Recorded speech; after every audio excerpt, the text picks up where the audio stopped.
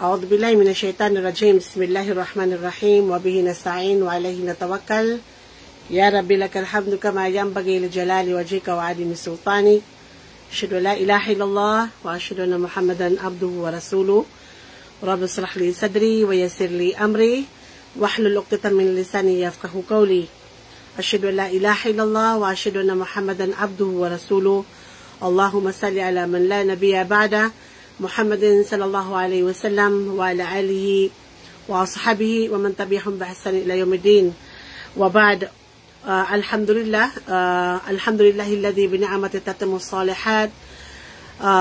Sobrang alhamdulillah sa nagpapasalamat kami sa Allah subhanahu wa ta'ala dahil kaya po tayo na late ngayon ng ating live dahil medyo nagka-problema po yung ating page na Dear Kakasali. And with the mercy of Allah subhanahu wa ta'ala, ito po, okay na po, no? As in, kanina pa po kami nag-aayos ng ating page. So, ngayon lang po. So, alhamdulillah, sobrang napakamahabagin ng Allah. Wala hawla, wala quwwata illa billah al-aliyul azim. Katotohanan na kapag may nais ng Allah subhanahu wa ta'ala, ay wala tayong magagawa. Wala makakapigil.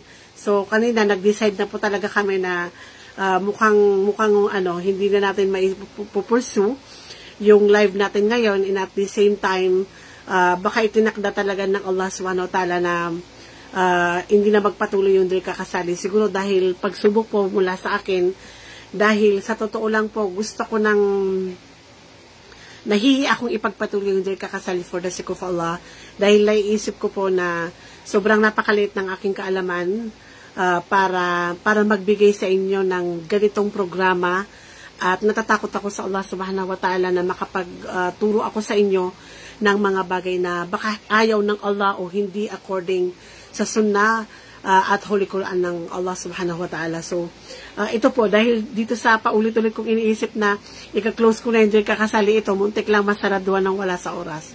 So, anyway, alhamdulillahi rabbil alamin. And lagi nating hilingin sa Allah subhanahu wa ta'ala na patuloy na ikhlas yung ating pagbibigay ng advice sa lahat ng nakikinig dito sa Dear Kakasali, at tanggapin niya ito mula sa akin, no, at sa aking mga estudyante sa Mujadidat at sa Amalul Mustakbal, kasi sila talaga yung nag-initiate na magkaroon ng Dear Kakasali. I think ilang taon na mula noon, hindi ko alam kung ilang taon na, mga 5 years na yata or 4 years ago. Ayan, so hinihiling ko sa Allah na tanggapin niya ito mula sa amin.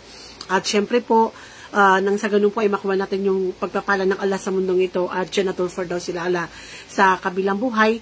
At higit sa lahat po, hinihiling natin sa Allah subhanahu wa ta'ala na tanggapin niya ito mula sa inyo, na isa sa pinaka mabigat na gawain natin sa mundong ito, at maging dahilan ito, mga kapatid ko, mga anak ko, para maging madali sa atin ang pagsasabuhay ng Islam at ma-overcome natin yung mga pagsubok natin sa buhay bilang individual na Muslim, lalo na yung mga kabataan dyan, yung mga kababaihan dyan na medyo napaka-weak pagdating sa mga mga emotional na mga problema o mga problema sa buhay na ito. Alhamdulillah po, sobrang alhamdulillah talaga, no, kasi just 1 minute lang namin na-solve yung problema. Ayan, so imagine po yung mga kausap ko kung saan lupalop ng daigdig yung mga kausap ko, just to para ibalik lang yung page natin na Dear Kakasali. Pero alhamdulillah talaga. Anyhow po, mga kapatid, ang topic natin ngayon, wag na natin basahin yung mga tanong kasi po wala na akong time, na late na po tayo. So, ang tanong po natin dito is more or less, napakadami po sa atin ng nagtatanong sa Dear Kakasali, at maybe po daw sa inyong lahat tayo ay nagtatanong, ano ba yung pamamaraan ng Islam para ma-achieve natin yung real, quote-unquote, real happiness? Right? Ano ba yung pamamaraan ng Islam? Ano ba yung turo ng Quran at ng Rasulullah sallallahu alaihi wasallam para ma-achieve natin yung real happiness? Hindi yung happiness na nakangiti lang sa Facebook, pero yung pala, deep inside, crumbling his heart, right? Or her heart. Diba? O di kaya akala mo, napaka-successful, napakasaya. Diba? Pag nagpo-post sa Instagram, sa Twitter, diba? Akala mo talaga heaven ang buhay niya. Yung pala gusto na niya magpakamatay. Right? So, ito po yung ating pag-uusapan ngayon, diba? Ano po ba yung maitutulong ng Dear Kakasali sa pamamagitan po ng kunting kaalaman natin sa Quran at sa hadith ng Propeta Muhammad sallallahu alaihi wasallam, and syempre po yung ating mga practical approach para po maging madali para sa atin ng lahat. So I think po yung topic natin ngayon, everyone will relate, no? Dahil lahat po tayo ay nagpapakahirap, araw-araw, nag-iisip, no, gumagawa ng mga bagay just to attain this very simple word na happiness, na sobrang napakahirap, pero sa totoo lang po, ito po ay napakadali sa Islam kung isasagawa natin ang panuntunan ng ating agama Islam. Right? So anyway po, before we go on, mayroon tayong mentality or paniniwala na when you are successful, automatically you will be happy. So ito po yung isa sa pinakamali na paniniwala natin, no? Na pag ikaw ay successful, automatically ikaw ay masaya. Pag hindi ka successful, materially, no, or in dunya matter, hindi ka magiging masaya. So ito po ay mali na paniniwala.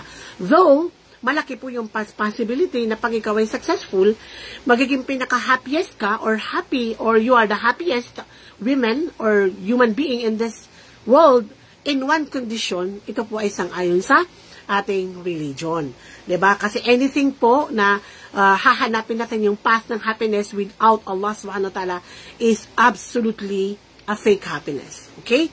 So, syempre po, dahil po medyo nagkakagulo po tayo, no? Saan po ba yung kaligayahan? Pag ako po ba ay naging successful, magiging masaya ba ako? Pag hindi ba ako naging successful in some aspect of this life, hindi ba ako magiging masaya? Right? So, pag sinabi po natin success, ito po ay metric, no? Meaning po nasusukat, right? Or nakikita natin. For example, para sabihin natin na ang isang tao ay successful sa larangan ng edukasyon, syempre po kailangan nagtapos siya, di ba? Nagtapos siya ng pwedeng 4 years course. So, sino yung mas lamang sa kanya? O sila po yung mga nag-masteral, nag-PhD, no?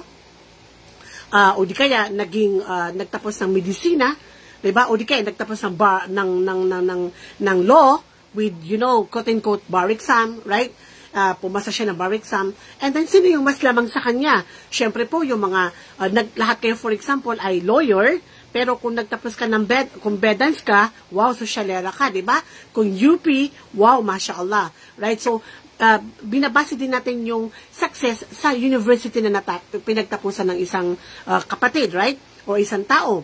Right? Siyempre po, pag sinabi mong nagtapos ako ng Harvard, ng Manchester, wow!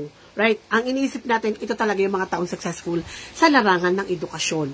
Pagdating naman po sa pera, sasabihin natin na ang isang tao ay napaka-successful, depende sa pera niya sa bangko. Right? So, may 100,000? Fine. 1 million? Very good. Pero kung bilyones na pinag-uusapan, it's really mashallah. Right? Masusukat natin sa ganda ng bahay, sa luxurious ng kanyang sasakyan, and sa kanyang way of living. Right? So, yan po yung sinasabi natin na pag success ang pinag-uusapan, masusukat natin. Metric talaga siya. But, when you say happiness, hindi siya nasusukat. Right? At hindi rin ito pwedeng ibase na porke may natapos ka ay masaya ka na. Diba? O di kaya porke mayaman ka, sasabihin mo nang, Masya Allah ang aking buhay.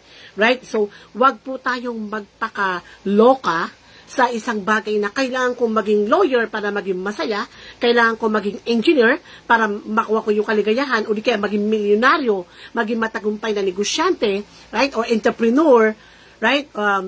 Para lang masabi na masaya ko. So, definitely po, magkaiba po ito ng path, itong success na ito at saka yung kaligayahan. So, anyway, at mga takulekan, ano ba to?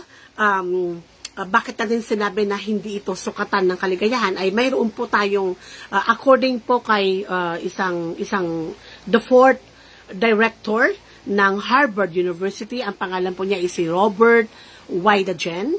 O I don't know kung na-correct ko yung kanyang pangalan. Siya po yung fourth director ng Harvard University, kung saan po for 75 years, ito po yung mga patunay natin, no? Practical ano po ito natin, fact ito na masasabi ko na ito po yung patunay na hindi talaga ito sukatan ng kaligayahan. According po kay Mr. Robert, fourth director ng pag-aaral ng Harvard University, for 75 years pinag-aaralan po nila kung saan po ba talaga yung source ng tunay na kaligayahan? So sabi nila, for 75 years, 724 na mga tao, babae at lalaki, no, na pumayag na ilagay sila sa research ng Harvard University. And for 75 years, mayroong naging president ng Amerika, mayroong namang napariwala ang buhay, at 60 mula sa 724 ay nabubuhay pa hanggang ngayon. So, ibig sabihin, itong 60 na buhay pa ngayong 2020, no? Papasok na yung 2021, ang edad po nila ay na mga nasa 70, 90s na sila. Right? Okay? So, 60 po yung buhay. Ngayon, mamaya po pag-uusapan natin ano po yung resulta ng kanilang pag-aaral. So, can you imagine na takulayakan na ilang milyon ang ginastos ng Harvard University para lang sa pag-aaral na ito. And sobrang, ikumpara mo sa Islam, na 1,400, almost 50 years ago, sinabi na ng Propeta Muhammad sallallahu alaihi wasallam that this will be your path to success and happiness in this life. Diba? Subhanallah. Sila, naglaan sila ng pagkalaki-laking pera, pero tayo po, perfect na po yung religion natin through the life of Prophet Muhammad sallallahu alaihi wasallam. Sobrang malalaman po natin kung paano po tayo magiging pinakamasayang tao. Diba? Inshallah sa balat ng daigdig, inshallah. Okay, mayroon din pong pangalawang research, pag-uusapan natin yung resulta. Mayroon pong pangalawang research, ito naman po very latest, no, ng grupo ng mga psychologist at saka mga scientists. Nagre-research po sila kung saan talaga makukuha ang tunay na kaligayahan na okay. So, 3 grupo po yung ginawa nila. Itong isang grupo na ito ay, okay, ikaw dahil napakayaman mo, napaka-successful mo, napakataas ng pinag-aralan mo, CEO ka ng company, ang napakadami ng pera mo, maybe you have millions and billions in the bank, okay, and then, ang gagawin nyo lang, kayong mga milyonaryo kayo, na pumayag sa pag-aaral na ito, lahat ng gusto nyo, bibilhin nyo. Lahat ng bahay na gusto mo, bibilhin mo, ipapagawa mo, lahat ng sasakyan na gusto mo, gagawin mo, lahat ng pagkain, to the point na lahat ng lugar na gusto mo puntahan, you will do it. And then after how many months, isa-isa kayong tatanungin how happy you are. Are you really happy? Yung isa naman pong grupo, okay, kayo naman, you will indulge yourself to the max of your desire. Diba? Yung sinasabi po ng social media na, okay, just do it. Ibig sabihin, lahat na gusto mo, whatever your desire, go. Right? Kung gusto mo ng party animal, kung gusto mo ng whatever, just do it. Diba? Lahat ng gusto mo, walang pipigil sa'yo. And then, tinanong din sila after ng pag-aaral, masaya ka ba talaga? Masaya ka ba talaga? At syempre, mamaya pag-uusapan natin yung pangatlong grupo na ginawa nila at ito po yung resulta mamaya. Inshallah, pag-uusapan natin yan. Okay. Now, mga takulakan, happiness po ang ating i-discuss ngayon at hinihiling ko sa Allah subhanahu wa ta'ala na itong segment o itong episode na ito ng Dear Kakasali kung saan pag-uusapan natin ang tunay na kaligayahan ay ibigay ng Allah sa atin dito sa mundong ito at syempre po sa kabilang buhay. Remember po yung dua na paborito ng bawat isang Muslim, Rabbana atina fid dunya hasana wa fil akhirati hasana wa qina adhaban nar. So, ito pong dua na to, I think all the Muslim in the world, this is our favorite dua. Right? Oh Allah, ibigay mo sa akin ang the best. What is the best in this world? Subhanallah. So meaning, you are asking Allah not only success, because pinag-uusapan natin dito that not because you are successful, you are really happy and you have this peace of mind. Right? So, we are asking Allah, hindi lang po kayo, even me, we are asking Allah, oh Allah, give me what's the best in this world. Right? And this is success na nakabalot sa kapayapaan ng tunay na kaligayahan. Wa fil akhirati hasana. We are asking Allah to gift us, to give this to us, habla na meaning, yala, gift us this, the best in akhirah. And this is the Jannatul Firdaus al-A'la. And of course, what is the best in Jannatul Firdaus al-A'la? To see Allah subhanahu wa ta'ala by our 2 eyes. With the permission of Ar-Rahman, right? And waqina adhaban nar, and then to be saved from the hellfire, right?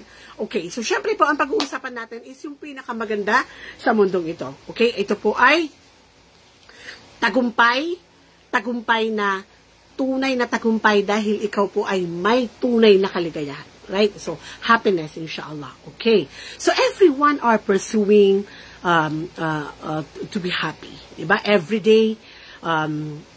Sabi ng Allah subhanahu wa ta'ala, lakad khalaqnal insana fi kabad. Verily Allah created us, toiling and toiling, meaning from one sacrifice to another sacrifice, from one effort to another effort. And all the goal is, I just want to be happy. Right? And para po pag-usapan natin yan, sabi po nung research dun sa Harvard, 80% ng 724 na mga tao na under the research, under the study, sinabi po nila is, magiging masaya lang ako kapag if I work hard. Meaning kapag ako'y nag-aral ako mabuti para maging matagumpay na doktor, maging matagumpay na engineer, perhaps I will be happy. See, imagine mo yun? Okay, so tingnan natin kung magiging masaya nga talaga, right? Okay, ngayon, mga kapatid, no? Kaya sinabi natin na hindi talaga batayan na kung ikaw ay magiging pinakamayaman, pinakamaganda, pinakasikat, no? Famous in whatever, larangan ng entertainment, larangan ng athletes, larangan ng edukasyon, larangan ng entrepreneur, hindi ito patunay na ikaw ay magiging masaya. In fact, katakulekon, no, I think everyone knows Robin Williams, right? But I'm so sorry, I don't know who is Robin Williams, but according doon sa mga binasa ko, pinakinggan ko na isang katutak na lecture, everyone knows Robin Williams. So I told myself, I don't know who is Robin Williams. And Robin Williams daw he's the famous comedian, diba? And USA. And siya yung laging nagpapatawa, laging nagpapasaya sa mga taong manonood all over the world. So just imagine, nung siya ay magpakamatay, si Robin Williams po, sa dami ng kayamanan niya, lahat ng gusto niya magagawa niya. Nung siya ay magpakamatay, ang sabi lang niya, it's so shameful on my part that I give happiness to the people, but within myself, wala akong kaligayahan. Kaya siya nagpakamatay. Right? He undergo from one divorce to another divorce, and then blah, blah, blah, etc. So anyway, yun ang topic natin. Recently po na nagpakamatay ay yung pinaka-famous na bag, si Speed Kate, right? May pamilya naman siya, may mga anak siya, pero hindi ko alam, basta nagpakamatay lang siya. So with all the billions in the bank, nagpakamatay lang siya. And then, yung isa naman po na bago nagpakamatay, dalawang mag-asawa na doctor, right? Tapos, akala ng community nila, masaya sila, may 3 silang anak, and then sabay-sabay silang nag-suicide. Kasi only because they are not happy. Ouch, no? Sa mga doktor na, sabi nila, kasi ang pagiging doktor daw ang pinakamalungkot na profession. Sabi ko naman, not the Muslim doctor. Hindi ang Muslim na doctor. Because if you are true Muslim and you are a doctor, you are not part of this pinakamalungkot na career. Right? And then of course, yung pinaka-famous po, si Christina Onassis ng Europe. Anak siya ni Aristotle Onassis. Si Aristotle Onassis ay naging asawa ni Jacqueline Kennedy, na former president ng USA. Just imagine, and then iniwanan niya si Christina Onassis ng billions euro in the bank, with all, yung hindi mabilang na yete, hindi mabilang na hotel and buildings, and then one day, in one of the hotel, in her hotel, in Argentina, siya ay nagpakamatay. So, hindi po natin pag-uusapan yun kasi hindi ng topic natin. Ang importante po, kung larangan ng kayamanan, ng edukasyon, o whatever, no, na fame or prestige, hindi po yan ang sukatan ng kaligayahan. Alhamdulillah po, tayo po ay mga Muslim, medyo may kulang lang, pero inshallah, magtutuon tayo muna, bago natin pag-usapan ng solusyon, pag-uusapan po na natin yung, ano ba yung dahilan, no? Bakit hindi tayo masaya? Diba? Ano ang dahilan? Bakit kahit na dapat masaya ka na sana, pero dahil ginagawa mo ito araw-araw, binablock niya yung happiness. Right? So, pag-uusapan natin, what are the blockers of happiness? Kung yung mga kapatid natin na tanong ng tanong sa dito, kakasali ka, bakit gano'n, blah, blah, blah, whatever, paano ba kung magiging matagumpay and magiging masaya? Okay, ito po mga kapatid, wag nyo itong gagawin. Otherwise, pag ito ay ginawa mo, you will never be happy. Even if you are praying and you are a practicing Muslim, pag ginagawa mo to, hindi ka magiging masaya, my loves. Right? Una, right? Stop pleasing the people. Oh, ouch. Diba? Ouch tayo dito eh. Sapul tayo eh. Karamihan dito. Sapul na sapul eh. We try to please the people. The people are surrounding us. Diba? Yung kapitbahay natin, yung tita natin, yung tito natin, yung mga relatives natin, yung mga friendster natin. Right? Napagtatuloy ko anong edad ko kasi yung panahon ko friendster eh, no? Ayan. Yung ano ba to? Yung mga kaibigan natin sa social media na Very, very busy tayo sa pagpuplease sa kanila. To the point na sa sobrang pagpuplease natin, sa sasabihin ng mga tao, nakakalimutan na natin mismo yung ating mga sarili. Nakakalimutan na natin kung ano ba talaga ang magpapaligaya sa'yo because we are always thinking about what people say. Sa mga maranaw, miyakwatan wa diyaman ang tunay patiruuniran. Right? So isipin mo, bago mo pa isipin yung kaligayahan mo, iniisip mo pa yung kaligayahan ng ibang tao. Right? I don't know if it is stupidity or I don't know. Talaga takulihan ko anong gusto natin itawag dito. But anyway, we're doing everything just to fit in to the society. Just to fit in. Right? Kailangan, halimbawa, for example, papunta ka ng wedding day. So kahit na wala kang pambili ng bagong suit, kailangan mo mangutang ng bagong damit kasi anong sasabihin nila? Na-post ko na to sa Facebook itong damit na ito. Hindi ko to pwedeng ulitin kasi 10 beses ko na to ginamit. Right? So, paano ka magiging masaya? You're pleasing the society. And sa totoo lang at ako, they don't care at all. They really don't care at all. Sabi ko nga sa mga estudyante, paano mo mararamdaman yung pagiging, yung kaligayahan mo bilang isang Muslim kung iniisip, pag-aaral mo pa lang, maling-mali na yung intention mo. Ang intention mo, anong sasabihin nila? Pag hindi ako pumasa, anong sasabihin nila?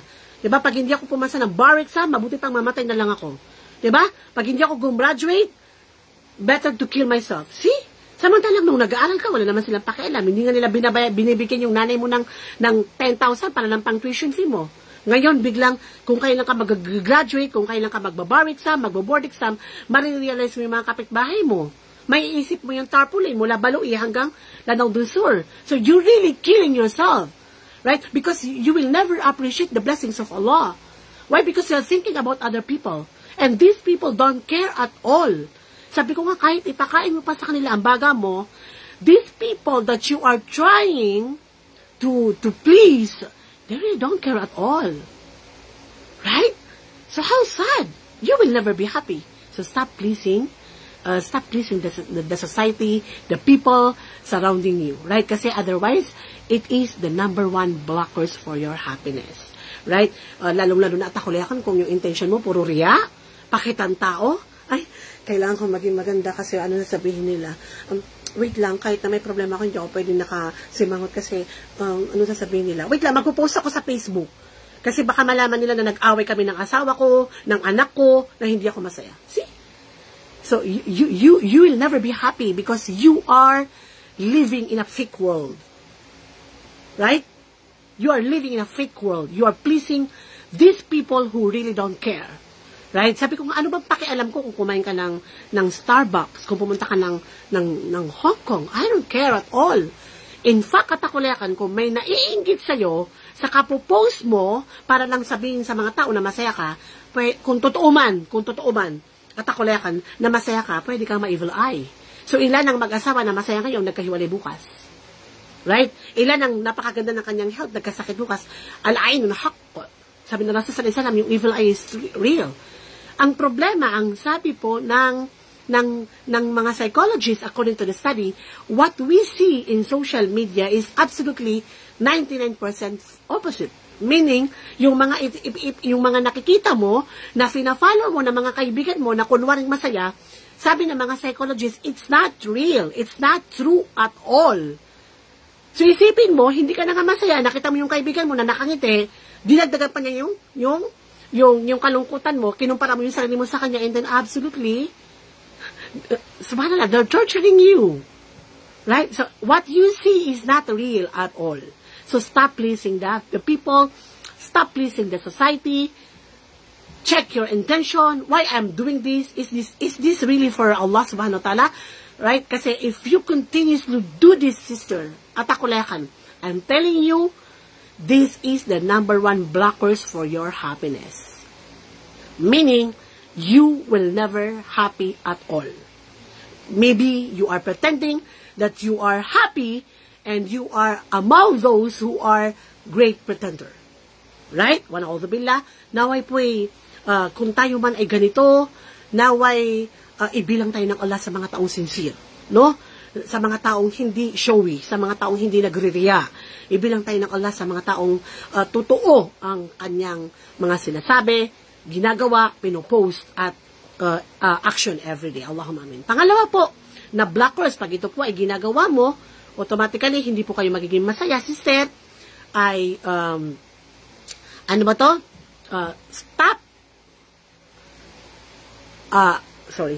Stop comparing yourself to others. Ayan, nakalimutan ko ito na yung gusto kong sabihin. Wala kasi dito sa nakasulat dito. Stop comparing yourself to others. Ayan, kanina, piniplease mo. Ngayon naman, nangungumpara ka na ukti. For example, may pera ka. For example, may pera ka. Sabihin mo sa nanay mo, Ma, I think, kailangan ko na mag-upgrade ng cellphone. Kasi nakita mo yung kaklase mo o yung beshi mo na nag-iPhone 9 at iPhone 6 ka pa lang. Right? So imagine mo, mag-iPhone 9 ka, hindi dahil kailangan mo, kung hindi dahil gusto mo ng kompetensya. So you're killing yourself by the atakulekan. Right? Ano pa kaya kung may asawa ka, okay naman ang buwan yun ng asawa mo, and then you told your husband, Han, I think we need to buy a new car.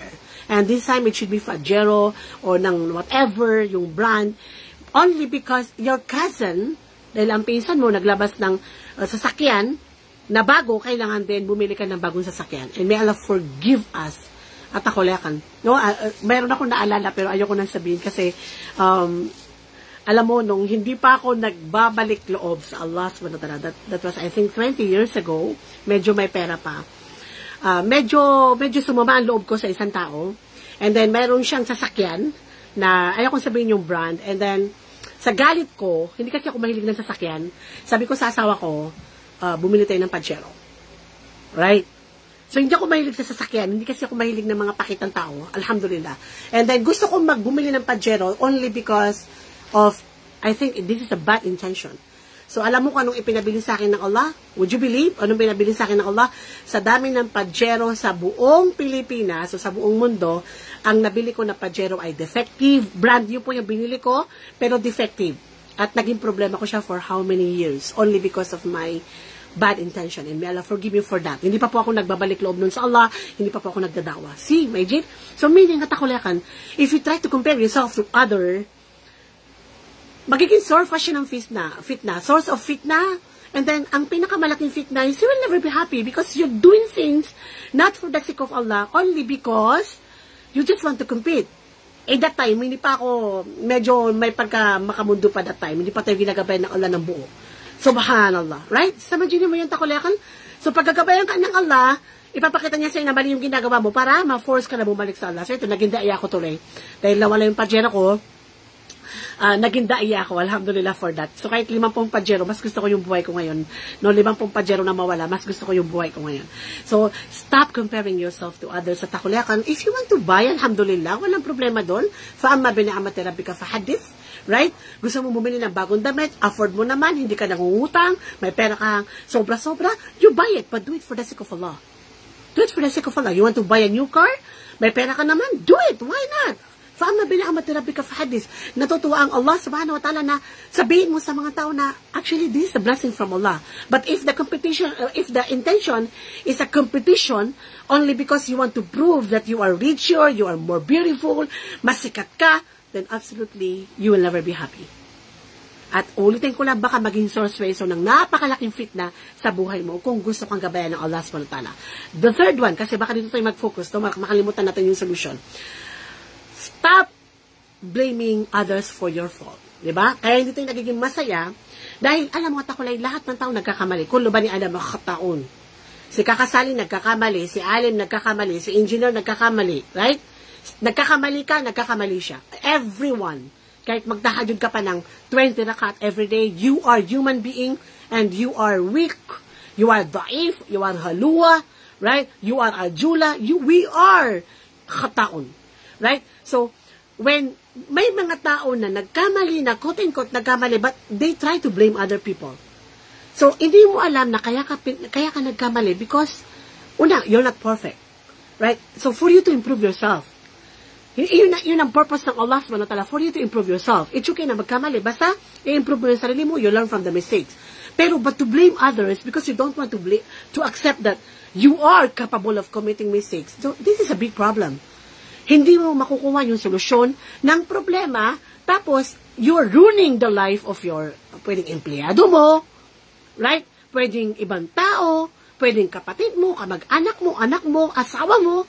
You're ruining their life only because you are blaming them for the mistakes that you did. So definitely, ito takulayakan yung kagalingan ng syaitan. Kaya hindi tayo nagiging masaya dahil, for example, dahil magaling ka, dahil big boss ka, dahil ikaw yung madam, right?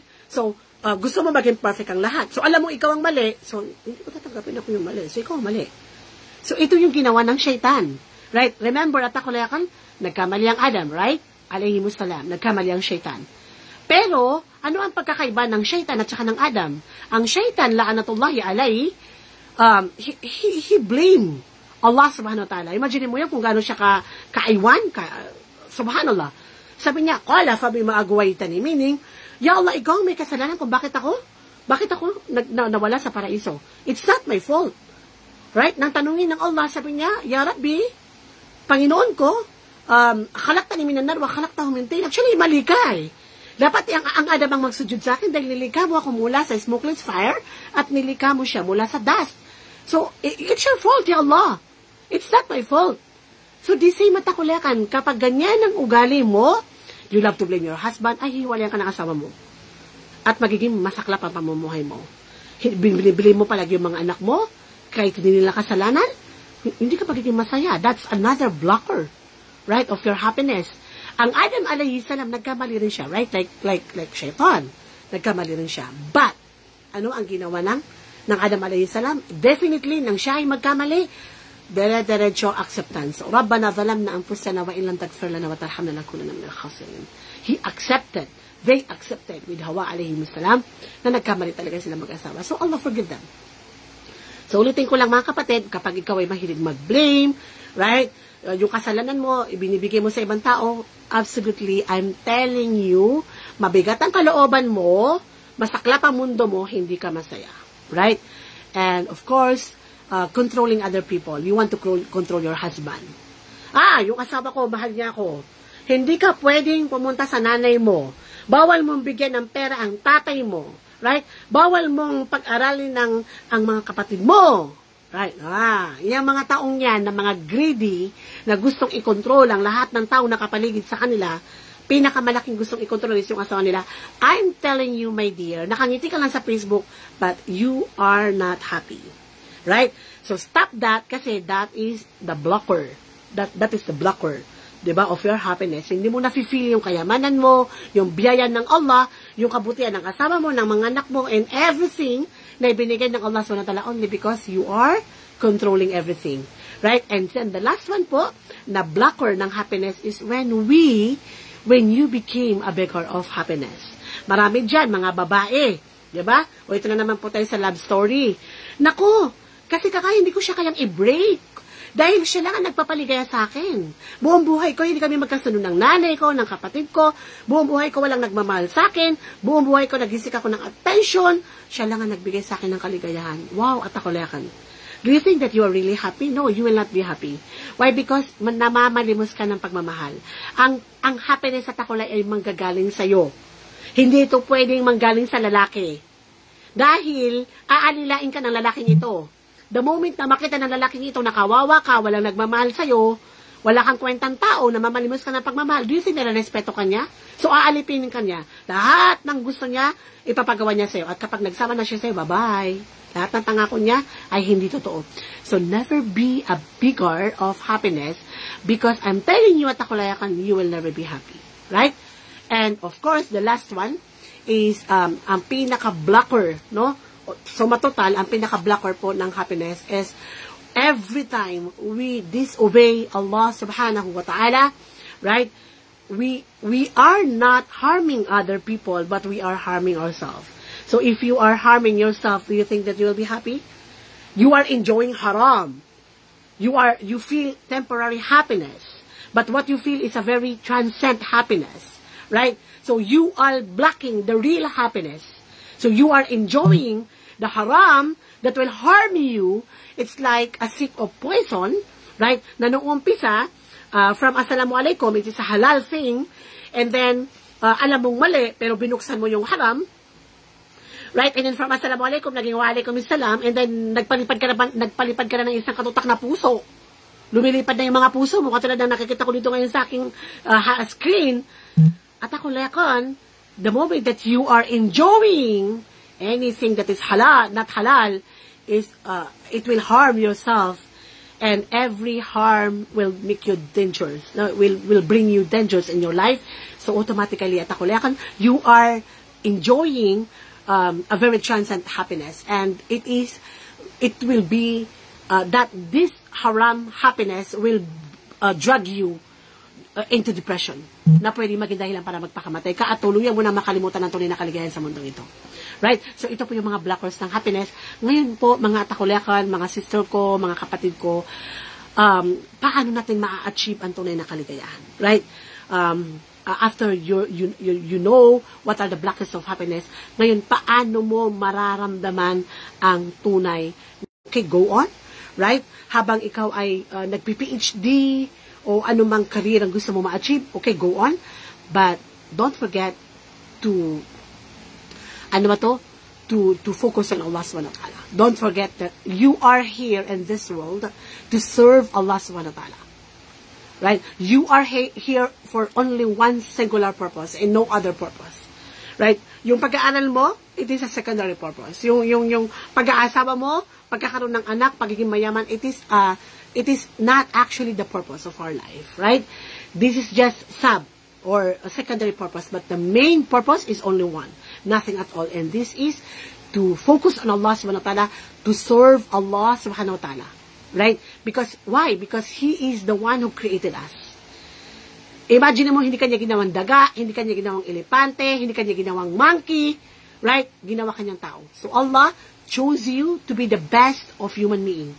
Lakad khalaqna al-insana fi ahsani taqwim. So Allah decided you to be one of the descendant of Adam alayhi salam and be among the best creation of Allah subhanahu wa ta'ala. So, وَمَا خَلَقْتُ الْجِنَّ وَالْإِنسَ إِلَّا لِيَعْبُدُونَ. The singular purpose of our creation is only to serve Allah subhanahu wa ta'ala.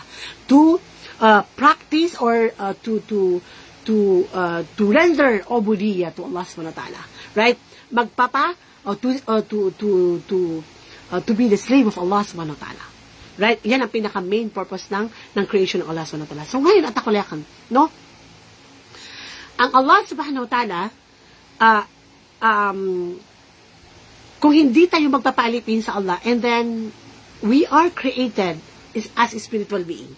Right? As in, nagdito tayo as a slave. So kung hindi ka magpapalipin sa Allah, so someone will enslave you. So, pwede maging alipin ka ng karir mo, maging alipin ka ng pera mo, ng asawa mo, ng boyfriend mo, ng kayamanan mo, right? Ng fame, ng prestige, pwede maging alipin ka niya. So, to accept that we are the slave of Allah is the highest honor. So, for example, at ako lekan, no? Kung ikaw ay doktor, ang tawag sa'yo sa hospital, doktor. Ang tawag sa'yo sa labas ng bahay ay doktor. Kung may asawa ka, pagdating mo sa bahay, ang tawag sa'yo papa or mama. Right? Kung ikaw naman po ay for example, ikaw ay alim, right? Alim, ustad. Pero pagdating mo sa bahay, hindi ka natawagin ng alim, ustad. Itatawag sa'yo ng mga anak mo, tatay, abi, umi, right? Isn't it? Tama? So, meaning at akulekan, we can have the title outside, but inside our room, either ikaw ay anak, ikaw ay tatay, ikaw ay nanay, o ikaw ay kapatid. That's the title. But in the sight of Allah subhanahu wa ta'ala, magkakaiba man tayo ng title, we are the same in the sight of Allah. We are all slave of Allah subhanahu wa ta'ala. That's our title. Right? Magpaalipin ka man sa Allah o hindi, you are the slave of Allah. Right? Inna akramakum indallahi atqakum. Pare-parehas kayo sa paningin ng Allah. Ang pinaka, the best sa kanya is yung atqakum. The one who is righteous servant of Allah subhanahu wa ta'ala. So, ngayon at akulekan, dahil alipin tayo ng Allah, hindi ibig sabihin noon it is not a humiliation or shamelessness, no? To accept that you are the slave of Allah is the highest honor. Right? Ang magpaalipin ka sa Allah is your highest honor. Right? Otherwise, humiliation na magpaalipin ka sa isang brother. Right? O sa isang sister. Ngayon, yung Panginoon mo na Ar-Rahman, Ar-Rahim. Right? Pag binuksan mo yung Quran, ang una mababasa mo, Bismillahirrahmanirrahim. Right? In the name of Allah, the most merciful, the most beneficent. So, yung Allah subhanahu wa ta'ala na pinakamahabagin, na pinakamaawain, na Rabbul Alamin, the Lord of all that exists, ibinigay niya sa'yo ang sala. Ibinigay niya sa iyo ang sala. Ginawa niyang fundamental ang Islam. Ang sala, ginawa niyang wajib, obligatory ang sala. Hindi dahil kailangan ng Allah ang sala, kung hindi ikaw ang nangangailangan ng sala. Ikaw ang nangangailangan ng sala. So, sa isang study at takulekan, ang sabi nila, kaya daw hindi nagiging masaya ang mga tao. Dahil trabaho ng trabaho, indulging themselves into, working hard so much. As in, lakad na insan na fikabad. Working so much. Sobrang nagpakasipag mag-aral, magtrabaho. So, physically pagod na pagod ka. Diba? Pagod na pagod ka sa opisina, pagod na pagod ka sa pagninegosyo, pagod na pagod ka sa mga anak mo, pagod na pagod ka sa pag-isilbi sa asawa mo. So, yung katawan mo, physically exhausted. So, ito yung dahilan kung bakit nauso yung stress, anxiety, depression, and so on and so forth. Right? So, ngayon at akulekan, physically, our energy is limited.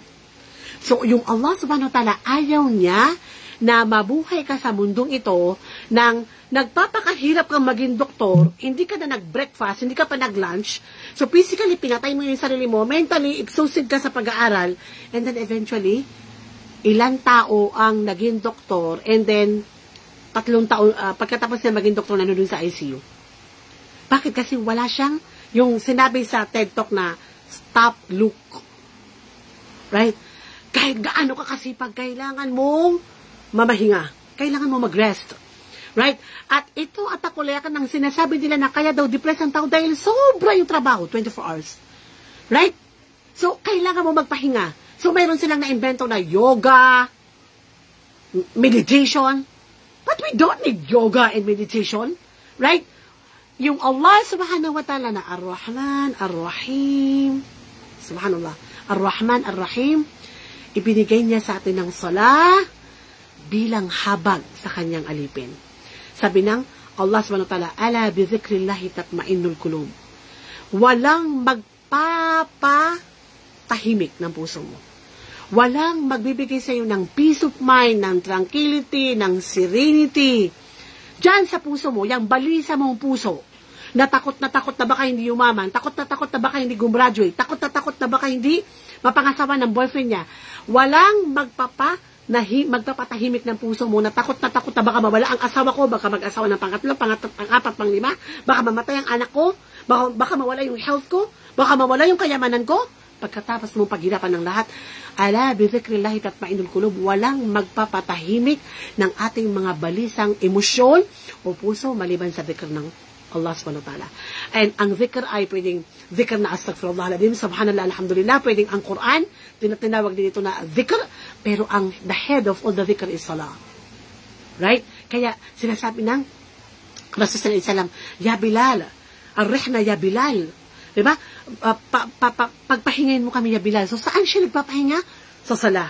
Kapag napakadami ng problema, sabi ng Aisha, saan pumupunta ang Propeta Muhammad sallallahu alaihi wasallam? He rushed to his salah. Noong magkaroon ang Rasul sallallahu alaihi wasallam ng napakaraming problema, he rushed to salah. Right? Dinala siya ng Allah subhanahu wa ta'ala sa arsh ng Allah, when he ascend to heaven, the gift na na-receive niya sa Allah subhanahu wa ta'ala is salah. So, meaning, salah is a gift. It is not a burden. It is not a burden. So, kung balisa ang puso mo only because you don't pray, only because you don't focus on your salah, only because you don't focus on Allah, you focus on dunya so much at akulekan. You focus on pagpapayaman, my dear sisters in Islam. My brothers, the reason why hindi ka matahitahimik, wala kang kaligayahan, artificial ang nararamdaman mo na kaligayahan, is because you neglect your salah. وَمَنْ أَعْرَضَ عَنْ ذِكْرِ فَإِنَّ لَهُ مَعِيشَةً ضَنْكًا. Allah promises us that if we neglect the dhikr, the salah, the dhikr, the Quran, مَعِيشَةً ضَنْكًا, we will live in a miserable life. Right? So, kailangan natin magsala. And salah is not a burden. In fact, salah is the remover of the burden. Ulitin ko lang at akulekan. Ang sala po ang nagre-remove ng burden ng mundong ito. Pagod na pagod ka mag-aral, magsujud ka lang, mararamdaman mo yung tranquility. Huwa alladhi anzala sakinatan fi qulubil mu'minin. After the salah, Allah will pour to the believing men and women the tranquility. Kaya kung pagod na pagod ka, wala kang problema. Pagod na pagod ka lang sa dunya. Kapag nagsala ka, Assalamualaikum warahmatullahi wabarakatuh. Assalamualaikum warahmatullahi wabarakatuh. MashaAllah, the amazing effect of salah is mararamdaman mo talaga yung tranquility sa puso mo. So meaning, nagkakaroon ng baraka yung buhay mo, so nagiging masaya ka. Pagod ka, pero dahil nanahimik ka, na nagpahinga ka sa yung Fajr, you begin your day with Fajr.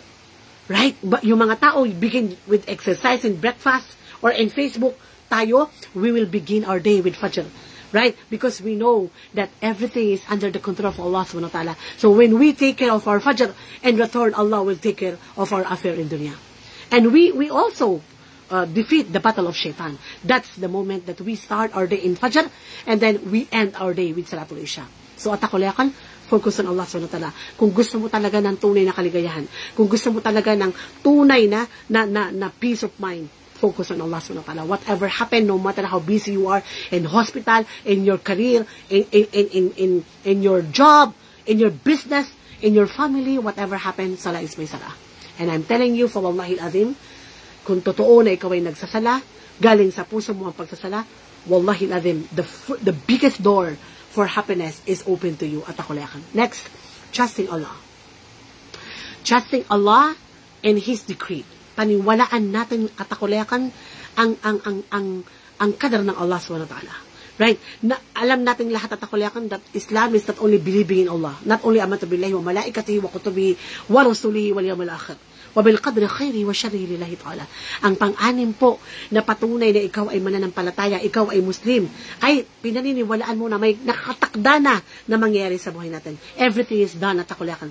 And whatever the qadr of Allah, accept this. Minsan may mga oras sa buhay natin na punong-puno tayo ng problema. At nagdudua tayo sa Allah subhanahu wa ta'ala. Nagsasala ka, alhamdulillah. O di kaya hindi ka nagsasala, biglang nagsala ka dahil sa dami ng storm ng buhay mo. Right? Dahil sa dami ng problema ng buhay mo. Perhaps nawala ang pera mo, perhaps nag-divorce kayo ng asawa mo, perhaps dahil nagkasakit ang anak mo, kaya siguro kinukuha ng Allah yung mga bagay na minamahal mo dahil for you to force to go back to Allah subhanahu wa ta'ala.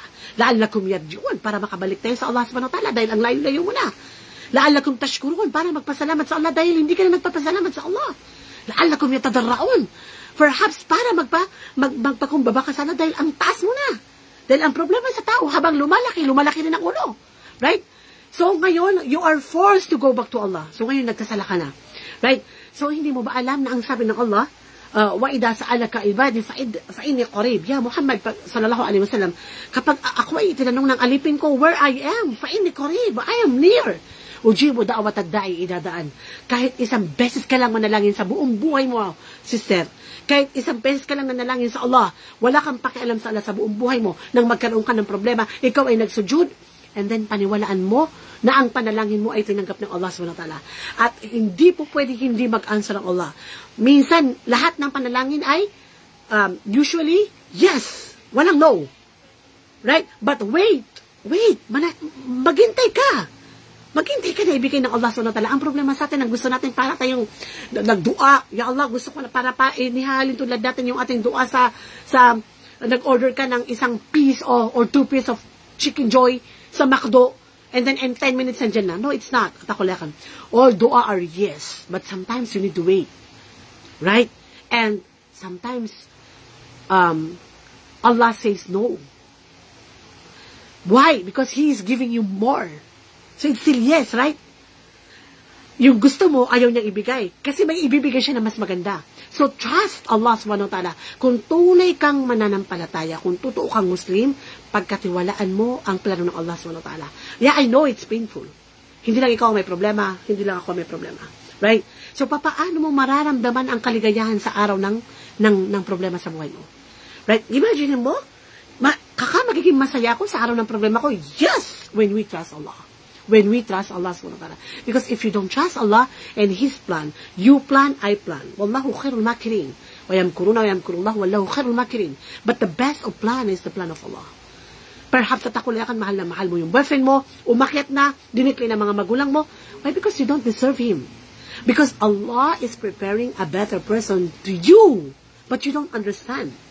Asa an tuhibu shay'an fahuwa sharrun lakum wa asa an takrahu shay'an fahuwa khairun lakum. Sabi ng Allah, hindi lahat ng gusto mo ay mabuti para sa'yo. Right? At hindi lahat ng ayaw mo ay masama para sa'yo. Perhaps ang ayaw mo ang mabuti para sa'yo, at ang gusto mo ay masama para sa'yo. Right? And Allah knows what's best for us. So trust Allah. Right? Kaya sinabi ng Propeta Muhammad sallallahu alaihi wasallam, wonderful and amazing are the believers. The mu'min, a real mu'min is absolutely wonderful. Why? Dahil kapag dumating sa kanya ang biyaya ng Allah, he is grateful to Allah. He is thankful to Allah. At kapag dumating sa kanya ang pagsubok ng Allah, even if he touches the floor of the ocean, right? Sabi ng Ibn al-Qayyim rahimahullah, Shaitan is very happy every time na ang mananampalataya, di ba? Nandoon na sa ilalim ng ocean, meaning, tinalikuran, ang laki ng problema mo, wala ka nang makitang liwanag. So, tuwang-tuwa yung Shaitan, akala niya magpapakamatay ka na, hopeless ka na. Pero nakalimutan, sabi ng Ibn al-Qayyim ng Shaitan, that when we touch the floor of ocean, we go back, rise again, bringing the pearls in the ocean. Meaning, atakulakan. No? Anumang pagsubok ng Allah, hindi kanya pinaparusahan, binibigyan kanya ng lesson. Dahil hindi naman pwedeng bumaba ang Jibril alayhi salam para sa iyo, so syalala ka naman ukti. Atakulakan. Hindi siya bababa, ilalagay kanya sa pagsubok at pagkatiwalaan mo lang siya. Trust me, sabi ng Allah, and I'll show you. Right? So pagkatiwalaan at natakulakan, ang Allah subhanahu wa ta'ala na nanalangin tayo, and then be positive of Allah, husnudhan billah, paniwalaan mo na maganda ang plano ng Allah, at makikita mo na lahat ng sadness, lahat ng fear, mawawipe out. Every time we regain our trust to Allah subhanahu wa ta'ala. So that's the number 2 atakulakan. If you don't do this, I'm telling you, pag dumating ang pagsubok ng Allah, simpleng pagsubok lang yan, pwede kang magpakamatay. Simpleng pagsubok lang yan, nag-shivering ka na. Buong napaka-isang katutak na ang post mo sa Facebook. Right? How sad is life? Why me? Why me? Why me? Right? Bakit ako pa? Akala ko magiging happy ako sa kanya. Akala ko blah blah blah. Akala ko it's so many why. And then so many akala. Right? But if we trust Allah, wallahi al-azim matakulakan, wa'alallahi falyatawakkalul mu'minin. Fa wallahi al-azim matakulakan, kung tunay kang mananampalataya, magkatawakal ka sa Allah, maririgin mo ang kaligayahan, mawawala ang balisa na puso mo, ang sadness, ang anxiety, ang stress at takulakan na nagiging blocker ng iyong kaligayahan, mawawipe out yan, and in Allah yuhibbul mutawakkilin. Katotohanan na minamahal ng Allah ang mga taong nagtatawakal sa Kanya. At syempre, hindi siya patabayaan ng Allah subhanahu wa ta'ala. Number 3, ito na po yung resulta ng, ng mahabang pag-research ng Harvard University, kung saan, sabi ko nga, milyones na dollar ang ginugol nila, ginastos nila para lang makaramdam daw ng tunay na kaligayahan. And it's so sad. It's really true. I really believe on the number 3, right? But it's not enough, right? Ano yung number 3? Ang mga masasaya daw na mga tao are the one who has a really good relationship with their family. Right? So, kung maganda yung relationship mo sa nanay mo, inshallah, kasama-kasama masasaya. Kung maayos ang relationship mo sa tatay mo, sa mga anak mo, sa asawa mo, masaya ka. Kung maganda ang relationship mo sa mga kamag-anak mo, hindi ka nakikipag-away, hindi ka pala-away, inaaway ka nila, pero you don't cut the kinship, right? Masaya ka. Masaya ka. Right? Lalong-lalo na kung ang tunay na pamilya mo ang may maganda kang relationship. Right? At ito po yung lumabas na resulta. Right? Ang masasayang mga tao ay silang matagumpay sa kanilang mga asawa, sa kanilang mga magulang. Sa Islam, it's true. But it's not enough. Why? Kasi kung ang kaligayahan mo, for example, is yung asawa mo, masaya kayo, hindi kayo, nag-aaway pero nare-resolve ba? That's part of life, right?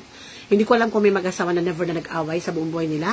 May mga love quarrel, sabi natin, di ba? May mga misunderstanding, pero dahil nandiyan yung Allah sa pagitan ninyo, mabilis ma-resolve, right? It's good, right, na masaya ka sa mga anak mo, pero ang problema, kaya hindi siya, wala pa siya sa 50% ng kaligayahan is, papaano kapag namatay ang asawa mo? So, wala ka ng kaligayahan. Right? Paano kapag namatay yung anak mo, na kung saan dinidepende mo yung kaligayahan mo? Paano pag namatay yung nanay mo? Ang dami na mga akhawat na nagtatanong sa kakasali ka nang mamatay ang nanay ko, nang mamatay ang tatay ko, may Allah bless you, the Jannah for those ala. Hindi ko na po alam kung paano mabuhay. So sabi ko sa kanya, anak, the reason why, kung bakit ka malungkot ay dahil you attach your heart to your parents. We will love our parents, our husband, our children, our siblings, and friends for the sake of Allah. Pero hindi sila pwedeng magbayari ng puso natin because everything in this world is temporary. Ang asawa mo, mamamatay. Ang anak mo, mamamatay. So, kung pag nawala sila, so wala ka ng kaligayahan. Pero ang Allah, kullu man alayha fan, illa wajhi rabbika dhul jalali wal ikram. Sa Suratul Rahman, right? Everything will perish. Everything is temporary. Walang forever sa mundong ito, my dear. I love my husband. Alhamdulillah, my husband love me for the sake of Allah. But, everything will perish. Mamamatay ako, mamamatay siya. Mahal ko yung mga anak ko, mahal ako ng mga anak ko, mamamatay sila, mamamatay ako. So, if we depend our happiness to someone, then our happiness will perish. But if we depend our happiness to Allah, if we focus on Allah, if we please only Allah, if we serve only Allah, if our intention is only for Allah, and if we always trust Allah subhanahu wa ta'ala, then automatically, Allah subhanahu wa ta'ala is kullu man alayha fan illa wajhu rabbika dhul jalali wal ikram. Except Allah subhanahu wa ta'ala, He will never be perished. Wal awwal wal akhir. He is the first one and the last one. So, takuliakan, no? Alhamdulillah, ito yung resulta ng pag-aaral ng Harvard, but it's not enough. Okay, let's go for the first one. Para malasap mo talaga yung tunay na kaligayahan at makuha mo ang tagumpay sa mundong ito, right? Yung Rabbana atina fid dunya hasana wa fil akhirati hasana wa qina adhaban nar. Pagkaroon ka ng balanced life. Balanced life. Kasi, ba't ko sinabi na kasama to? Kasi, marami akong nakita na napakayaman ng magtablig, iniwanan ng kayamanan niya kasi haram daw. Right? Nung maging, naalala ko yung isang napakalapit sa puso ko na very successful na CPA, no? Nung magtagumpay yung kanyang negosyo, gusto na niyang tumigil sa, ano ba to? Gusto na niyang tumigil sa BIR. Sabi ko, why? What's the problem? Kung hindi ka naman nagnanakaw, what's the problem? Right? So, mayroon tayong emotion na pag nagbalik loob ka sa Allah, wait lang muna, haram ang dunya, haram ang pera, haram ang magandang sasakyan, haram ang magandang damit. No, it's not. Ulitin ko lang, fa'ama binamat therapy ka fa hadith. Natutuwa ang Allah na nakikita niya na ginagamit mo yung mga biyaya niya. Ang masama kung nagnakaw ka, nagkurap ka, pumatay ka ng tao, nagtina ka ng shabu. Right? May riba ang negosyo mo. No, it's not. Kung pumapasok ka naman ng tama sa opisina, hindi ka nagnanakaw ng time, hindi ka nangungurakot sa biyaya, what's the problem? Right? At ako lakan. So, ang kailangan natin is balanced life. So, what is balanced life? Balanced life is hindi ka extreme. Hindi ka extreme. Maraming mga Muslim na sobrang extreme. Wait lang, lahat na yan, haram na yung lahat. Naging haram pulis ka na. Diba? Ginabayan ka lang ng Allah. Lahat na makita mo, tupirullah ladim, mo natubilay. Right? So, yung mga bata na naka-spaghetti patas sa baba, wait lang, naka-job ka lang, akala mo paraiso ka na. Right? Nagiging extreme tayo. Right? Nakakalimutan natin na nandito tayo sa dunya. Nakafocus tayo masyado sa akhirah. Yung mga sahaba radiyallahu anhum, some of them are very rich, like Abdul Rahman ibn Auf, Uthman ibn Affan, Abu Bakr radiyallahu an, Umar ibn Al-Khattab. They are very, very rich. The Ansar, most of them are very rich. So, nang sila ay maging sahaba, hindi ibig sabihin, iiwanan namin ang kayamanan namin. They continuously, di ba, get the riches in this world. Right? So, huwag tayong mag-extreme na bawal na ang kayamanan sa mundong ito. Magpayaman ka, gayahin mo si Sulaiman al-Rajih. The richest, one of the richest man in Saudi Arabia, he donate everything. Diba? To Islam, magpagawa ka ng masjid, magpagawa ka ng madrasa, ng Islamic school. Right? Huwag tayong umasa sa mga Arabo. Ako naniniwala ako na hindi ko kailangan ng Arabo para magawa ko yung gusto ko sa mundong ito. Right? Naniniwala ako na maraming Maranao, Maguindanao, tausog na mayaman na kailangan lang gabayan ng Allah para igugol nila ang kanilang kayamanan sa Islam. Right? So, bakit kung magiging mayaman ka, why not? Huwag ka mag-extreme. Naiiwanan mo ang dunya. At huwag ka din maging very, very, alam mo yung below humility. Masyadong mapagkumbaba, hindi ka na mamamalansya. Anong Islam yan, my dear? Yung Umar radiyallahu anhu, may nakita siya na isang lalaki na habang naglalakad na kayuko, pinukpok niya. Sabi niya, ba't hindi ka maglakad na maayos? Diba? Anong sinabi ng Allah subhanahu wa ta'ala sa Suratul Furqan? Wa ibadur rahmani alladhina yamushuna ala al-ardi hauna. Kapag naglalakad ka, hauna walk. So hindi ka extreme, meaning hindi ka lava walk, hindi ka tsunami walk, hindi ka mayabang, pero hindi ka rin magpapakumbaba. Hauna walk means you are working with dignity. I am a Muslim. I am good. Hindi ko kailangan maging pinakamaganda, maging pinakapugi, but I am good. I have a good personality. Right? I have the dignity. Right? So, wag mag-extreme at wag din maging maging sobra. May dumating sa Propeta Muhammad sallallahu alaihi wasallam. Sabi nila, Ya Rasulullah, para masigurado ko na tao ako sa paraiso, hindi na ako mag-aasawa. Para masigurado ko na hindi na ako maging tao ako sa paraiso, hindi na ako matutulog. Magkatahajud lang ako ng buong gabi. Ya Rasulullah, para masigurado ko na ako ay magiging mapapabilang sa tao sa paraiso, hindi na ako, ano yung pangatlo? Hindi na ako mag-aasawa. Hindi na ako mag-break ng fasting. Every day mag-fasting ako. So sabi ng Propeta Muhammad sallallahu alaihi wasallam, I am the best of human being. I am Prophet Muhammad sallallahu alaihi wasallam. Right? The Khatimul Anbiya, the Habibullah, the Sultan of all the Ulul Azm. But I pray and I sleep. Right? At nag-aasawa ako ng babae. At ako po ay nagpa-fasting, but I break my fast. Meaning, bawal ang extremism. So meaning, at ako lang balance our life. Right? Magiging engineer ka, mashallah, but don't forget your salah. Right? Don't forget your salah. Just focus on your salah and be good to your parents. For wallahi al-adim, you will enter paradise. Inshallah. As long as ikhlas, you will enter paradise. Don't make things hard for your deen. Islam is a very easy religion. It is wasata. Right? Hindi tayo extreme at hindi rin tayo masyadong mababa. Right? Mayroon din mga kabataan na nang sila ay magbalik loob.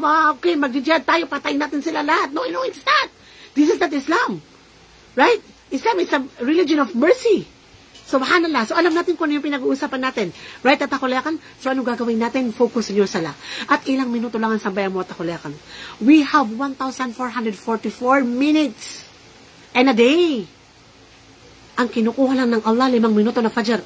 5 minuto na Dhuhr, 5 minuto na Asar, 5 minuto na Maghrib, 5 minuto na Salatul Isha. 25 minutes out of 1,444 minutes. 25 minutes lang, ipapasok mo na ng paraiso. Right? So, at ako lakan, this is our problem. Kung ang problema, nag-engineer ka, wala ka nang pakialam sa Quran. 1 page a day, hindi mo kaya? Right? Hindi ka marunong magbasa, hindi mo kaya magbasa ng translation? Ang dami kasi ng mga sinasabi natin, kasi bla bla bla. Well, iniisip natin, ang Quran ay para lang sa mga ulama, rahimahullah wa ajma'in. Ang Quran ay para lang sa mga hafiz, sa mga ustad. No, it's not. Ang Quran ay para sa iyo at akulayakan. So, paano ka gagabayan ng Quran kung hindi mo binabasa ang Quran? Wala kang time na magbasa ng Quran. Nang 1 page, wala pang 10 minuto, pero mayroon kang 6 hours sa social media. Mayroon kang 4 na oras sa K-pop drama. Right? Anong makukuha mo sa K-pop drama? Upa. Pagising mo, uupakan ka ng tatay mo dahil bata ang katabi mo. This is our problem at akulayakan. Pag Netflix, meron kang ilang oras. Pag Quran, wala. Wala kang time sa sala, wala kang pakialam sa zikr, wala kang pakialam sa Quran. And then, how come? Ano? So, sa palagi mo, naging engineer ka, papasok ka ng paraiso. Saan banda? So, at akulayakan, Islam is very easy. At kapag binalansi mo ang buhay mo, just imagine kung ikaw ang attorney na papasok ng paraiso. Just imagine kung ikaw yung pinaka-milyonaryo na papasok ng paraiso. Natitingalain kita. Right? So, just balance your deen in dunya. Right? A very simple thing. Kung hindi mo kaya magsabi ng astaghfirullah al-azim na 100, kahit 70.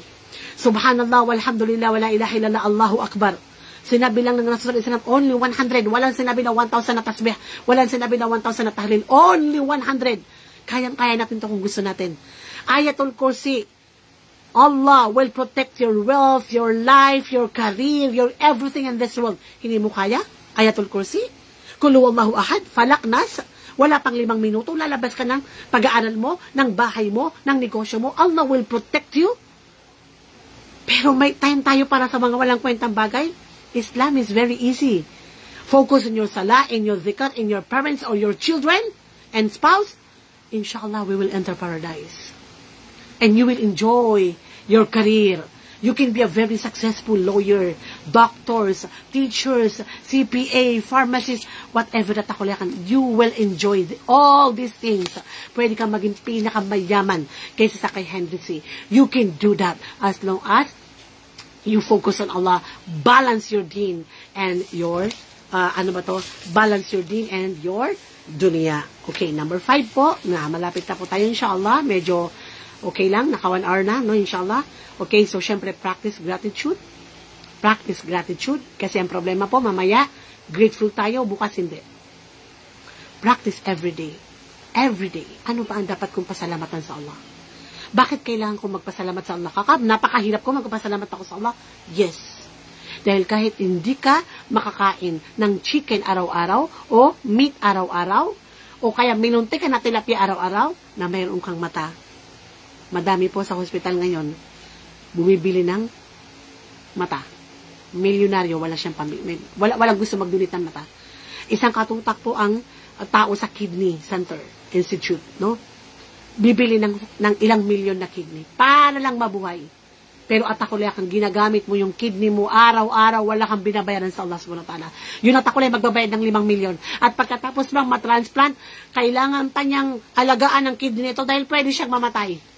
At gagastos na naman siya ng milyones hanggat hindi siya mamatay kung sakaling magtatagumpay ang transplant na ito. Yes, at ako liyak, napakadami ng dapat natin pasalamatan sa Allah subhanahu wa ta'ala. Ang sabi ng Allah sa Suratul Mulk, sabi niya, Kulu walladhi ansha'akum waja'alakum as-sam'a wal basara wal af'ida qalilan ma tashkurun. Very few from my servant are grateful. Why? Because we are looking sa taas. Bakit siya mayroon, bakit ako wala? Bakit mas maganda siya, bakit ako hindi? Bakit pangawang ilong ko, siya hindi? Siya takulayakan, practice gratitude. Ang dami na dapat mong pasalamatan sa Allah subhanahu wa ta'ala. For wallahi natin. At higit sa lahat na dapat mong pasalamatan sa Allah, na sa dami ng tao sa mundong ito, about 8 billion human being in this world, out of 1.8 to 2 billion people of this world, na you are Muslim. Hindi mo pinili na maging Muslim ka, nagkataon lang na Maranao tribes ka. Hindi mo iniyakan sa Allah na maging Muslim ka. Nagkataon na ang tatay mo ay si Haji Umar at ang nanay mo ay si Haji Fatima. Naging Muslim ka. Nagising ka na lang Muslim ka. Hindi mo ginawa hindi nangyari sa'yo ang nangyari kay Bilal na kailangan pa niyang dumaan sa butas ng karayong para lang sa ahadun ahad. Para lang siya asyhadu la ilaha illallah wa asyhadu anna Muhammadar Rasulullah. Katotohanan at akuliakan. Wa in ta'uddu ni'matallahi la tuhsuha. Kung bibilangin lang natin, sabi ng Allah, ang mga biyaya niya, la tuhsuha. Hindi natin kayang bilangin ang biyaya ng Allah. So, na-emotion ako kasi may Allah forgive us, right? And forgive me. No, minsan pag may problema, nakakalimutan natin na napakadami ng biyaya ng Allah subhanahu wa ta'ala. Wa in ta'uddu ni'matallahi la tuhsuha. If you try to count the blessings of Allah, indeed natin kayang bilangin.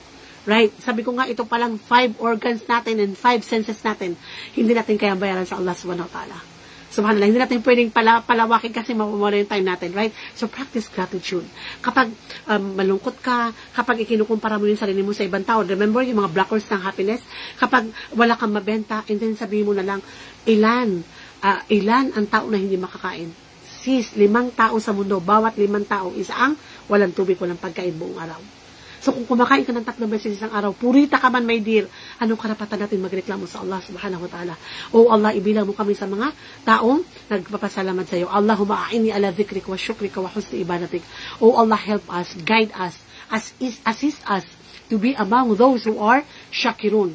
Mga alipin mo na nagpapasalamat sa iyo, ibilang mo kami, Allah, doon sa mga alipin mo na we worshiping you to the best worship, right? At ibilin mo kami, Allah, sa mga taong pinapatawad mo. Allahumma amin. Right? And syempre po, above grateful is yung asyakur. Right? Yung maging, as in, sincerely, thank you, Ya Allah. Sincerely, thank you, Ya Allah. Hindi yung, kumusta ka na? Alhamdulillah. Tapos kalahati yung alhamdulillah mo. Alhamdulillah means thank you. Wala ka mang anak, alhamdulillah. Yan ang mabuti para sa'yo. Right? Yan ang mabuti para sa'yo. Magtiwala ka lang. Pero hindi imposible na magkaroon ka ng anak. Kahit ang edad mo ay 50. Walang imposible sa Allah na magkaroon ka ng anak. Dahil ang Ibrahim alayhi salam, nang pumuti ng ang kanyang ulo, si Sarah alayhi salam, subhanallah, natawa siya nung sabi ng mga malaikat na magkaanak siya kay Ishaq. Sa Ishaq alayhi salam. Right? Kasi sabi niya, how? I'm a barren woman. Yung Zakaria, subhanallah, yung Zakaria, sabi, Ya Allah, paano ako magkakaanak? In what way? My wife is a barren. Walang imposible sa Allah. Pero hindi pa ngayon because He is testing you, your iman. Your certainty na naniniwala ka na kaya kanyang magkaroon ng anak. May gusto ka, ibibigay ng Allah. Magtiis ka lang. Right? Asyakur, pasalamatan natin ng Allah. Kaya naman at ako liyakan, pag nagsala tayo, ang una natin ibibigkasin, right? Allahu Akbar, right? Ang Allah ay mas dakila kaysa kayamanan ko sa anak, whatever. And then, Alhamdulillahi Rabbil Alamin. Meaning, lahat ng pasasalamat at lahat ng syukr. No, actually yung alhamd ay may dalawang meaning, no? Kasi wala siyang exact na ano, kasi kung asyukr na pasasalamat. Right? So, another meaning is praise. So, all praise and thanks is to Allah. So, al-mudah is praise. Shukr is thank you. And when you combine the two words, it's alhamdulillah. So, lahat ng pasasalamat at papuri ay sa Allah lamang. So, ano ba to? Gawin natin ang ating mga sarili na hindi lang grateful, kung hindi as shakur. No, meaning, from the deepness of our heart, we are really grateful to Allah subhanahu wa ta'ala for everything and for anything. Right? Magtiis lang, kaya sabi ng Allah, watil al-ayamu nudawiluha bainan nas. No? Perhaps, taggabi ngayon, tomorrow, no? Whatever happened, the sun will shine. Whatever happened, the sun will shine. Otherwise, it will shine on the east, at that is the day of judgment. So, every day, the sun will shine. Kung nasa gitna ka ng problema, the sun will shine tomorrow, inshallah. Next po, para mabilis tayo, 3 na lang po, is, okay, ito, grabe, gusto ko to, the happiness. Ito yung pangalawang resulta ng mga psychologists. Yung sabi ko kanina na, okay, ano ang kaligayahan? Isang grupo, lahat ng gusto niya, bibilhin niya, lahat ng pupuntahan niya. And then, are you happy? I am not happy. Pangalawang grupo is yung indulging to the desire. Are you happy? No, I am not happy. Very transient ang happiness ko. The third group is group of people who are connected in the society. So, meaning po, they share and they give. No? Mayroon silang social immersion. Right? As in, may pakialam sila sa kanilang bayan, may pakialam sila sa kanilang mga barangay, right? May pakialam sila sa mga orphan, may pakialam sila sa mga poor na mga Muslim. How can I help? Wala akong pera. You can help. Maybe wala kang pera pero may means ka para tawagan ng mga professional, ang mga mayayaman ng mga Maguindanao, Tausog, Maranao, na sis, may orphan dito na hindi makapag-aral, baka gusto mo. Right? Kahit ito na lang yung paraiso mo, di ba? Kaya pera mo sa kabilang buhay. This will be your investment in akhirah. Sis, may load. Baka gusto mo mag-load dito. Right? Wala kang pera, pero pwede ikaw maging means. Pero sa may mga pera, may kasabihan tayo na money will not buy happiness, right? But it's not true. Because according to the study, itong latest na study, money can buy happiness, but that money is not the money in the bank. Hindi yung nakaganon na pera sa bangko o di kaya yung mga pera ng mga Maranao nung Marawi Siege na naka-vault. Diba? At mga ginto na naka-vault. No, that's not the happiness. The happiness, my loves, is not the hoarding. Yung mga bahay ng mga Maranao na pagpasok mo, akala mo maliit na SM. Mahihiya ka na lang pagpasok mo. Yarab, napakahirap ko pala kasi yung pinsan ko. Subhanallah ang kanyang bahay, glittering, right? Okay, hindi pala yun. Where is the happiness? How can you buy the happiness? The happiness is when you share the money and when you give the money. Because there is no happiness and taking. The happiness is when you give. Right? So, anong gagawin natin na takuliakan? So, kaya pala yung Allah, ginawa niyang fundamental, buniyal Islamu alal khamsa, right? And kasama dito is itaos zaka, as in ginawang wajib ang zaka sa mga mayayaman dahil wala palang kaligayahan kapag nakatago sa bangko o nakatago sa vault. Ang kaligayahan pala ay pag tayo ay nagbigay. Right? Pag tayo ay nag-share. Bakit yung nanay ko, tulong ng tulong, tulong dito, namatay dito, tabang-tabang sa mga Maranao? Bakit hindi siya masaya? Dada ng dada. Kasi ang kanyang pagtulong ay maaaring, hindi ko po nila lahat, pasintabi lang, maaaring ang kanyang tulong ay nakasulat. Oh, okay, magkano tinulong ni Mayor? 5,000. Magkano tinulong ni Kakasali? 500. Ay, 500 lang. Magkano tinulong ni Madang? 2,000 pa. Isulat yan. Kasi, tutulong din tayo. E, pag tumulong ka, magkano tinulong ni Madam? 2,000, dapat 3,000. Kasi hindi po pwedeng parehas lang. Paano ka magiging masaya? Tumutulong ka, pakitang tao. Right? So, ang sinasabi dito ay, tutulong tayo lillah. We don't need the research. Islam already perfect. Di ba? Al-yawma akmaltu lakum dinakum wa atmamtu lakum na'amati wa raditu lakum al-islam ad-dunya. Islam is absolutely perfect, my loves. Right? Kompleto na to at takuliakan. So, ang kailangan, mag-share ka kahit na isang situ lang lillah. You are not expecting for any return. Nagsadaka ka ng 500, kinalimutan mo na, walang sulat. Right? Pumunta ka sa isang patay, isang 10 sasakyan, wala ka nang iniisip na payback. Because when you, ito, very important to, when you share or when you give, and then you are expecting for return, you are not kind and you are not generous at all. You are not sharing and you are not giving. What you are doing is business.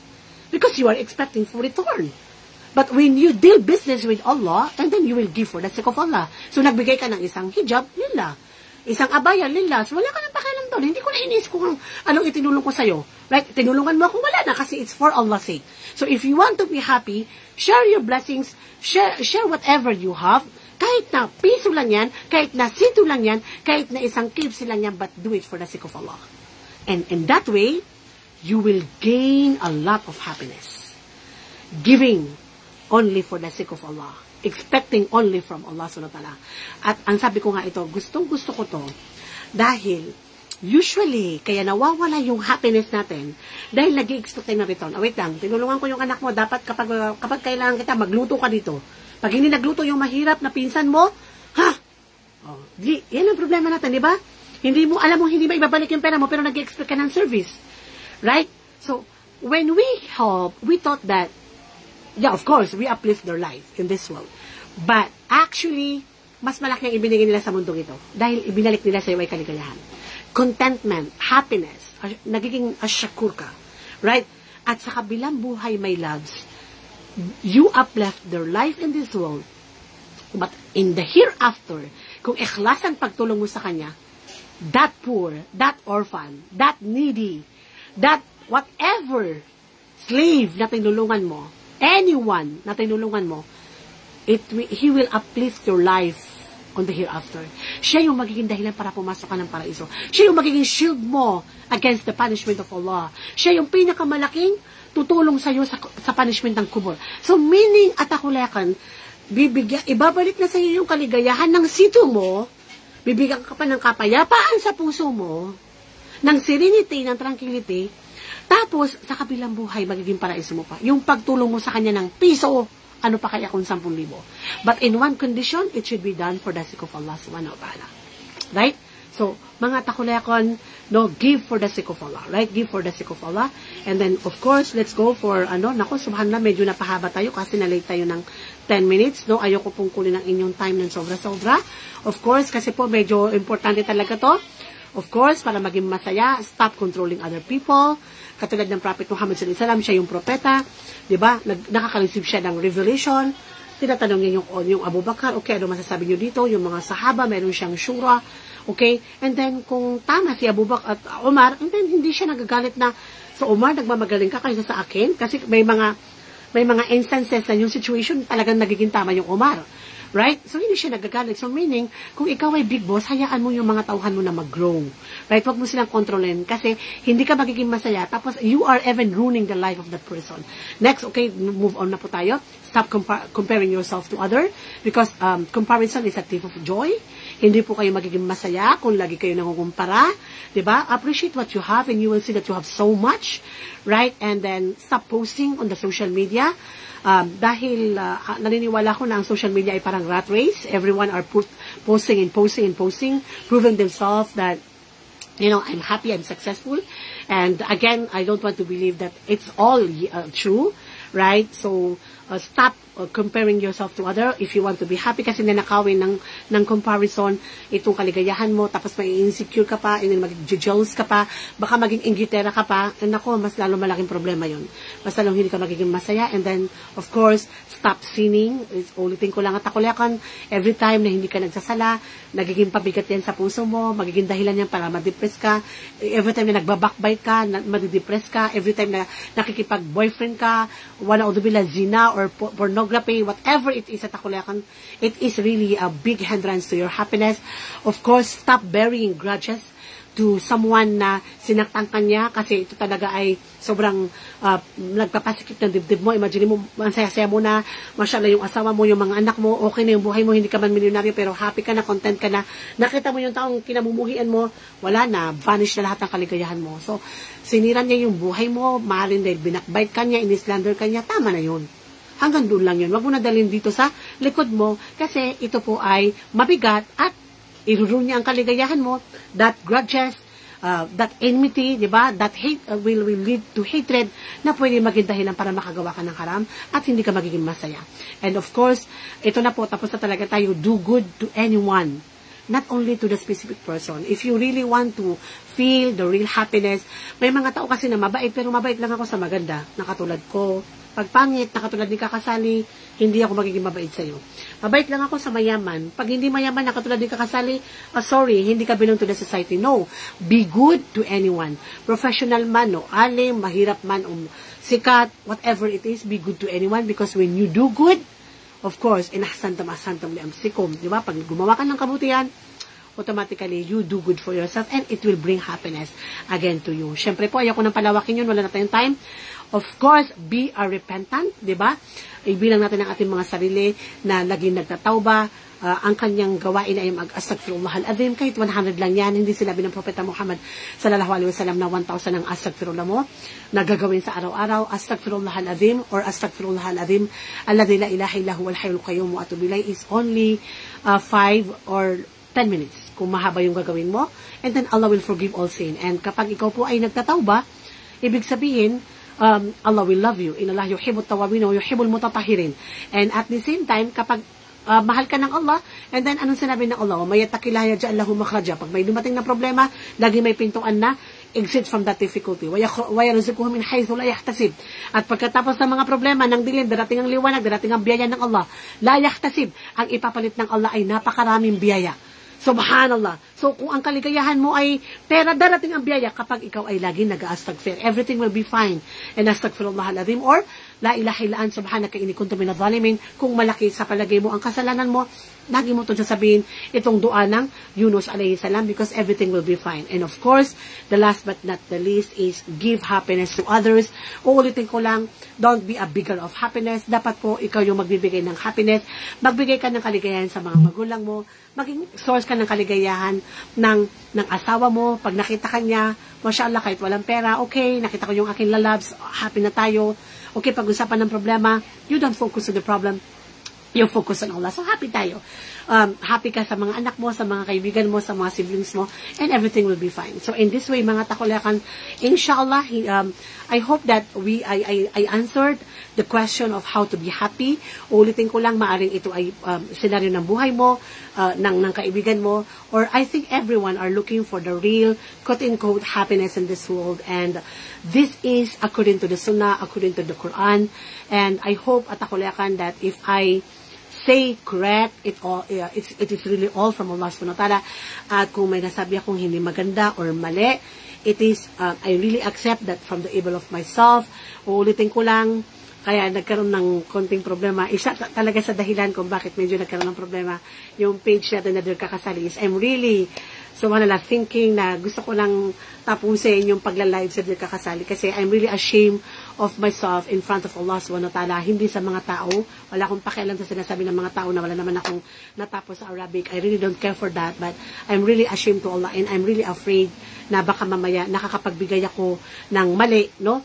Kung mayroon pong nakikinig sa akin dito at na may makikita siyang mali na sinabi ko, please, no, don't shy. No, please, if you love me for the sake of Allah, i-message mo ako ng personal. Kahit dito na sa mga message na to, sa comment na ito, wala akong okay lang na mabasa ng mga tao na kakamali po yung sinabi nyo, bla bla bla.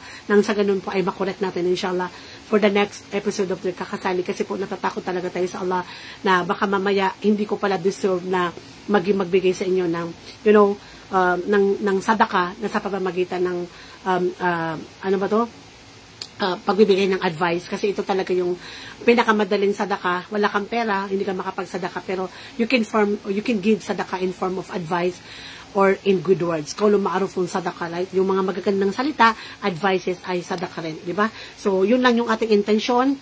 For wallahi lazim, wala tayong intention kundi to please Allah subhanahu wa ta'ala and to help, no, those who are, you know, sending us messages in Dear Kakasali. At alam ko po na marami akong mga tanong, marami kayong mga tanong na hindi ko nasasagot kasi hindi ko talaga kaya dahil ako lang po yung sumasagot sa Dear Kakasali. So, naisipan po namin na mag-live kasi baka sakaling yung mga hindi natin nababasa na mas madami ay mag-benefit sa mga question ng mga kapatid natin na nasasagot natin at nababasa natin. So, ulitin ko lang po, kung may nasabi akong maganda, it's all from Allah subhanahu wa ta'ala. Kung may nasabi akong hindi maganda, it's all from me and may Allah forgive me for this. Subhanakallahumma wa bihamdik, nashhadu an la ilaha illa anta, nastaghfiruka wa natubu ilayk. Naway ibilang tayo ng Allah sa mga taong pinakamatagumpay sa mundong ito na may tunay na kaligayahan sakina, tranquility, serenity, peace of mind, no, salam sa mundong ito, at higit sa lahat na may papasokin tayo ng Allah sa Darussalam, ang Al-Jannatul Firdaus al-A'la, ajmain kasama ng ating mga magulang, mga mahal sa buhay, asawa, mga anak, mga kapatid, pamilya, at ang lahat ng umma ng Propeta Muhammad sallallahu alaihi wasallam. Wa akhiru da'wana walhamdulillahi rabbil alamin, walillahi tawfiq wal hidayah. Assalamu alaikum wa rahmatullahi ta'ala wa barakatuh.